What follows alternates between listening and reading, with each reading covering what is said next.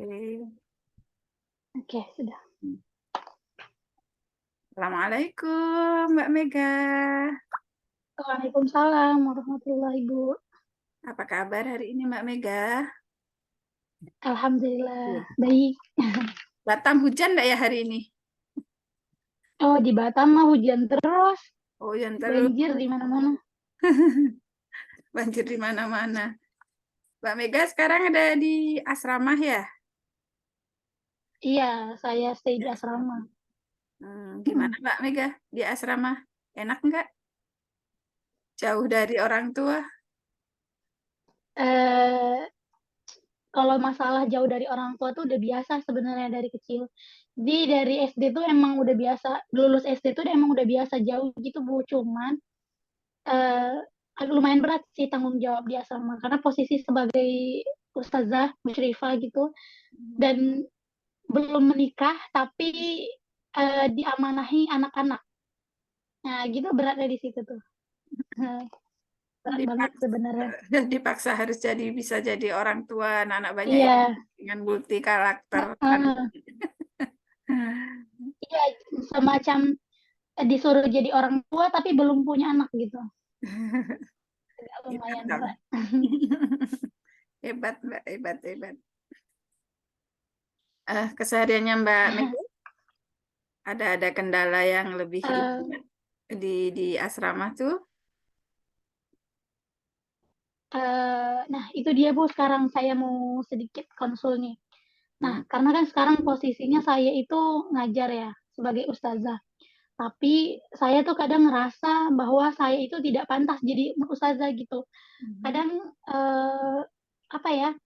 Sebenarnya saya itu di sini nggak rame anak-anaknya tuh, anak-anaknya cuma beberapa. Harusnya saya bisa handle sendiri karena teman saya tuh ada juga satu pondok lain. Nah, ustazahnya sama juga kayak saya nih satu doang.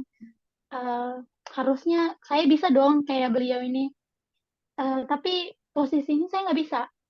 Saya bingung juga. Kok dia bisa ya? Kok saya nggak bisa gitu. Nah, eh, dan disitulah muncul apa namanya? Kadang-kadang saya tuh ngerasa kok saya nggak pantas ya jadi ustazah, kok saya nggak pantas ya jadi guru kayak gitu. Sementara orang lain itu bisa sehebat itu dan kok saya nggak bisa gitu. Padahal kalau kita lihat dari usia sama, hampir sama, cuman beda setahun. Nah, muncullah itu di pikiran saya, oh beliau ini dari keluarga yang harmonis. Orang tuanya emang betul-betul nge-backup dia tuh dari kecil. Apa-apa tuh apa namanya bisa ke orang tua yang ngobrol. Maksudnya ada masalah apapun di asrama dia tuh yang dia rasakan selama ngajar itu dia bisa ngobrol sama orang tua. Sementara saya enggak gitu. Jadi kalau saya tuh apa-apa pendam. Akhirnya saya nggak bisa ngasih yang wow ke orang lain, saya nggak bisa ngasih sesuatu yang berharga sama orang lain dan diri saya tertekan gitu. Ya jadi kayak eh, sedih sih sebenarnya kan. Karena kan nengok anak-anak tuh sebenarnya kita pengen kasih yang terbaik, kita pengen ngajar baik, tapi nggak bisa gitu Bu, bukan nggak mau, nggak bisa. Macam mendekat sama mereka itu susah. Bukan berarti saya nggak mau mendekat sama mereka gitu kan. Kan harusnya kalau kita guru musyrifah itu, apalagi di asrama yang memang tinggal bareng, harusnya bisa dong jadikan mereka tuh temen, apa-apa bisa cerita, kayak ngajak mereka curhat. Saya pengen, tapi saya nggak bisa. Entah mungkin karena di dalam keluarga saya itu, saya nggak terbiasa mengungkapkan apa yang saya rasakan, terbiasa pendam sendiri. Makanya saya ketika saya jadi seorang ustazah, saya nggak bisa, saya bahkan nggak nanya sama mereka, kalian yang kalian rasain ke saya gimana. Harusnya saya bisa dong nanya, kalian melihat saya itu gimana, saya udah bisa belum jadi guru yang baik, harusnya bisa, tapi saya nggak bisa lakukan itu. Nah, jadi kalau menurut ibu saya itu harus gimana, karena sebenarnya ini bagi saya itu sebuah penyakit mental yang memang harus disembuhkan.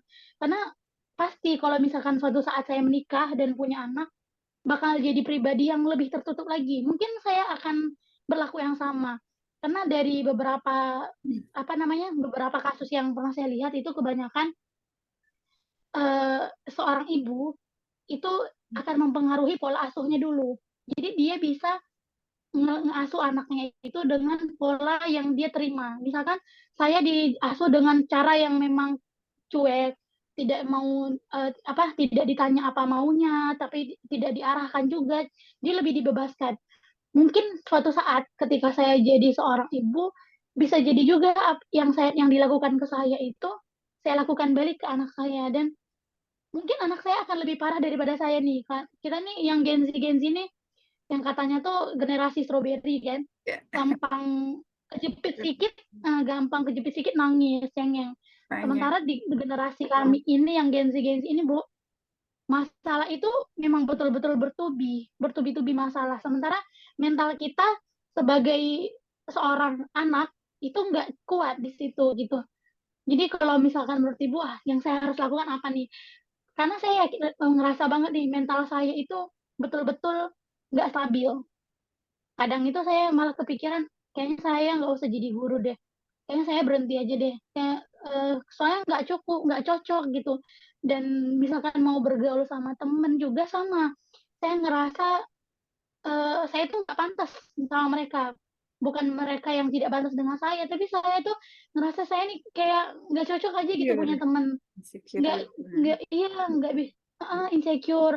Habis itu nggak bisa masuk sama orang. Padahal kan harusnya nggak gitu ya, maksudnya orang kadang ngira kita juga baik, apalagi baru kenal, tapi saya malah menutup diri, kayak ngerasa, entah mungkin saya tuh ngerasa kayaknya nggak bisa deh gabung sama mereka, mereka tuh keren, aku tuh kayak gini gitu, di insecure tuh kayak gitu Bu, dan itu memang betul-betul sebenarnya nyiksa diri sendiri ya. Jadi kalau menurut Ibu gimana, cukup kompleks nih masalah saya. Mbak Mega ini udah keren loh. Dengan seusia Mbak Mega sudah ada di ini ya di asrama dengan mengasuh anak-anak yang eh, banyak yang karakternya berbeda-beda. Memang ndak ini Mbak Benar. Mega ndak bisa kita sukses untuk ngedampingin mereka ya. Tapi paling tidak Mbak Mega ini hebat.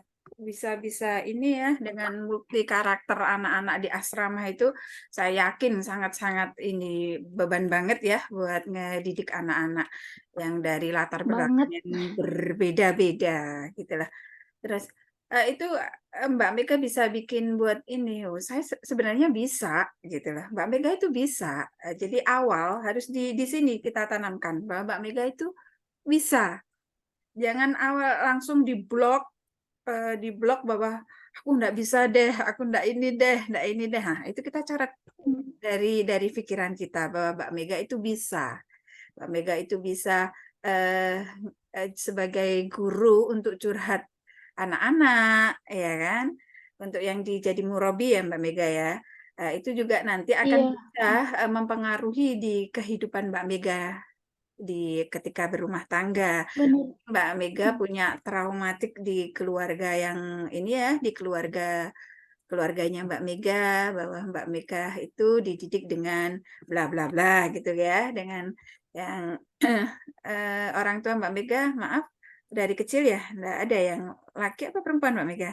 Iya, yang ayah Ayah ayah gitu saya ya. itu, nah jadi Bu, Ayah ya. mm, sebelum beliau pergi itu saya ngerasa hidup saya itu sempurna, Hmm. kayak mau ngobrol tuh dia selalu dengerin kan, kayak jadi sedih saya. Jadi tuh kalau misalkan dulu sebelum beliau nggak ada itu, saya ngerasa jiwa saya itu aman karena apa yang saya pengen ungkapkan itu beliau terbuka, bahkan beliau tuh apapun yang saya ceritakan itu beliau selalu respon, dan menurut saya itu mendidik sih, cuman Mhm. dan itu karena saya itu dari kecil emang dekat sama ayah, jadi apa-apa itu memang selalu ke beliau kan. Mama saya itu dari kecil memang tidak, mungkin beliau ambil ambil maksudnya beliau itu juga peduli, cuman tidak diperlihatkan karena memang mama saya itu tipikal yang cuek kan Bu, saya yakin kalau beliau itu sayang, cuman memang beliau itu tipikal yang cuek, jadi dari kecil itu saya apa-apa tuh sama ayah. Nah, di kelas 4, semester 2 ayah saya meninggal. Disitulah kayaknya titik terendah, dan semacam saya tak pernah bangkit lagi. Jadi sedih kan. Jadi setelah beliau meninggal itu saya jadi pribadi yang tertutup, nggak pernah cerita sama sekali. Harusnya kan kalau kita, apalagi perempuan kan Bu, dia harus mengeluarkan 20.000 kata per hari. Seharusnya perempuan itu cuek, tapi saya di rumah itu tertutup. Hmm. Saya malah nggak pernah cerita. Bisa bisa Bu, suara saya itu serak. Saking nggak pernah ngobrolnya. Eh, iya, saking nggak pernah ngobrolnya. Jadi kalau yang dulunya itu sebelum tidur, ayah tuh sering nanya seharian ngapain, Hmm. eh, apa namanya, apa aja yang dilakuin, ada PR enggak. Itu saya terbiasa mengungkapkan perasaan saya marah, saya kesel, saya sedih, itu terbiasa mengungkapkan. Tapi setelah beliau nggak ada, ya mungkin karena mama saya juga posisinya waktu itu sedih juga kan, punya anak 4, sementara yang satu lagi masih dalam kandungan. Eh, Mungkin beliau juga ngerasa apa namanya, beban dia cukup berat. Jadi karena dari kecil juga tidak terbiasa apa namanya cerita dengan saya itu, jadi ya sudah, saya dari situ mendam sendiri. Apalagi yang namanya kita anak pertama tuh, orang tua terbiasa kan, walaupun kita kadang masih kecil, ceritakan beban-beban hidupnya. Jadi timbullah di dalam hati kita tuh gini Bu, kalau aku cerita sama mama, kayaknya mama juga banyak masalah. Hmm. Ya sudah, dari situ mendam, sampai akhirnya jadi kayak gini. Gitu Jadi ya. kalau misalkan udah keingat ayah itu, kayak ngerasa, Bawaannya kenapa ya gitu. dunia tuh sejahat itu, kayak gitu. Kenapa sih dunia tuh sejahat itu? Jadi eh, nggak punya tempat pulang. Jadi saya pulang ke rumah itu Bu, kayaknya sampai sekarang deh, saya tuh paling tahan di rumah itu Mhm. seminggu 2 minggu. Makanya terbiasa jauh. Karena kalau udah apalagi tinggal sama orang nenek kan, kayaknya eh, apa ya, apa yang kita buat tuh salah aja gitu, Mhm. salah aja. Kita dituntut untuk apa yang mereka buat, tapi mereka nggak pernah tahu kita maunya apa, kayak gitu. Jadi walaupun ya kita tahu kalau mereka tuh sayang, tapi kan ya itu tadi, generasi generasi Gen Z ini Iya. emang cengeng banget. Iya, jadi kalau saya nangis itu di rumah, kan emang cengeng ya Bu. Kalau nangis di rumah tuh mama saya suka bilang, apa sih begitu doang nangis, kayak gitu. Jadi kan itu kita jadi serba salah ya. Nggak tahu cara ngungkapin perasaan itu bagaimana lagi gitu. Tuh, Bu, Iya. emang traumatik banget kayaknya saya nih. Sebenarnya semua orang tua itu ini Mbak, sayang sih sebenarnya sama kita ya. Benar kata orang, anak perempuan itu, ya kan?